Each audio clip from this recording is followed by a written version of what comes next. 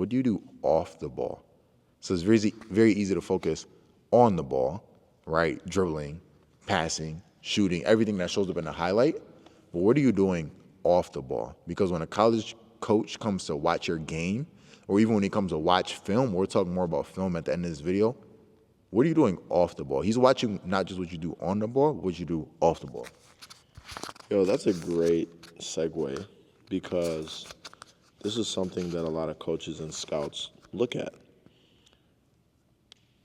Defensively, when players are off the ball, players that lack, I don't want to say lack intelligence, but kind of lack the know-how, are bad off-the-ball defenders.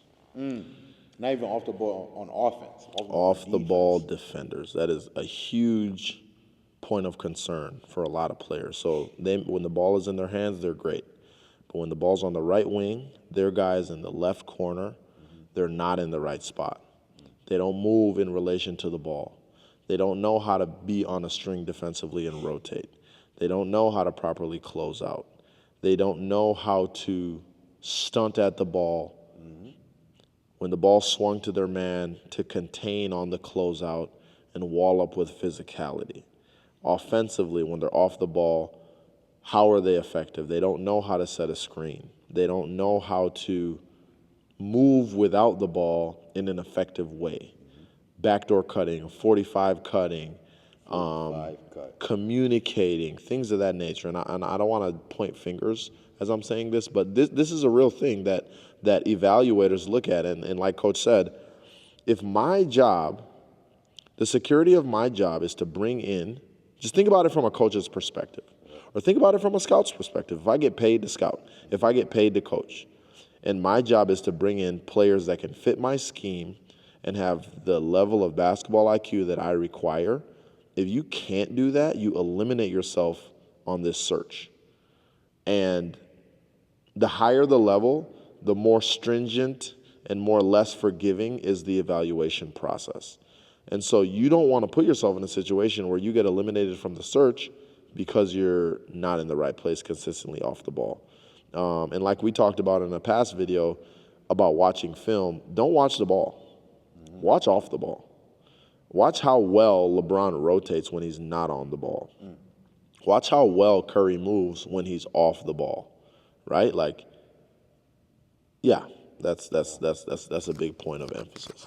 Man, we're about to move on to the next point, but you just made me think about all of the college film studies that we would have either before a practice or before a game, days in advance. So we would never watch the ball.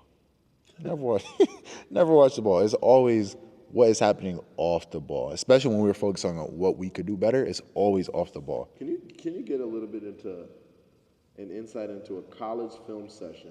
What is your coach emphasizing defensively when you're off the ball? What is give us a one, college 2, 3 coach points. emphasizing off the ball? Off the ball. I was just about to give a specific example.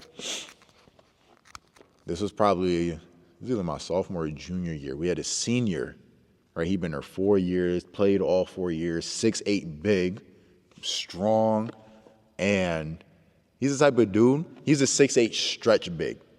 Boom. Average like 12 a game just off threes, and he could bang in the paint too. Our college coach, we were watching recap film from our past game, middle of the season, just one of those games that's like, we just got to go take care of business on the road, right? And our coach, he shows a play. Nobody even really noticed it. It was just a defensive rotation. And the big, he came from the top of the key, the ball swung to the wing, swung to the corner, and it was a drive. It happened just like that. People who don't watch basketball won't even notice what happened. The big left his man from the wing and dove to the block. Took away it's not like he blocked the shot out of bounds or put it off the glass.